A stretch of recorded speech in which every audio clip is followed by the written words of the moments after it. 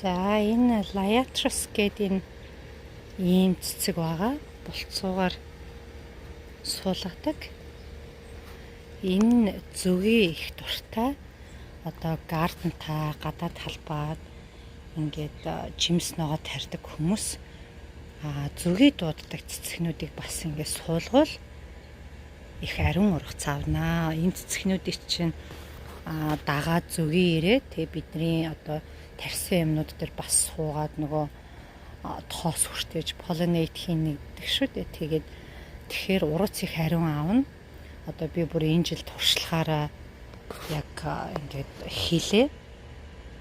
Янз бүрийн юм зүгийг дуудсан цэцгнүүдийг тарьсан. Зарим нь авч тавьсан, зарим нь суулгасан. Одоо энэ gladiolus гэдэг энэ бас их хөрхөн миний болцоор суулгасан цэцэг байна. За тэгээд тэр foxglove гэдэг эртний видеон дээр би гаргасан. Энэ бас зүгийнд маш их дуртай энэ цэцгэнд. Ингээд янз бүрийн юм цэцгнүүд тарихаар эрвээхээ зүгийг их ирдэг юм байна. За энэ бас болцоор суулгасан цэцэг. Одоо ингээд хөөх ингээд гарч байна.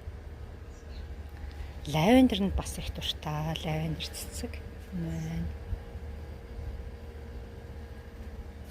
За энэ бас нэг туршлага байгаа. Тэгээд гадаад талбай хашаа хороонд маань гоё өнгө үзмж оруулна, гоё үнэр гаргана. Одоо тэр зөгийн ирж ин тэр хараа. Тэр bumblebee ийм том шар зөгийн тэр ингэж хөрхи ирдэг. Тэгээд дээрэс нь хамгийн гол нь бидрийг ургац авахд бас маш их туслах нэ.